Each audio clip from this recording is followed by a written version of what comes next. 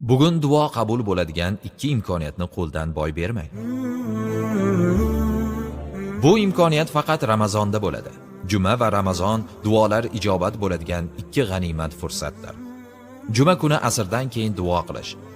Rasululloh sallallohu alayhi va sallam dedilar: Juma kunida bir shunday soat borki, o'sha vaqtda Allohdan biror narsa so'ralsa, u zot albatta beradi. Uni asrdan keyingi oxirgi soatda izlanglar. Abu Dovud, Nasoiy rivoyati. Solihlardan biri aytgan: Juma kuni asrdan shomgacha duo qilganimda Alloh taolo barcha duolarimni ijobat etdi. Iftor vaqtida duo qilish. Rasululloh sallallohu alayhi va sallam aytdilar: Ro'zadorning iftor vaqtida qilgan duosi rad etilmaydi. Har bir musulmonning Ramazonda qabul bo'ladigan duosi bor. Bugun asrdan keyin va iftor vaqtida albatta ixlos bilan duo qiling.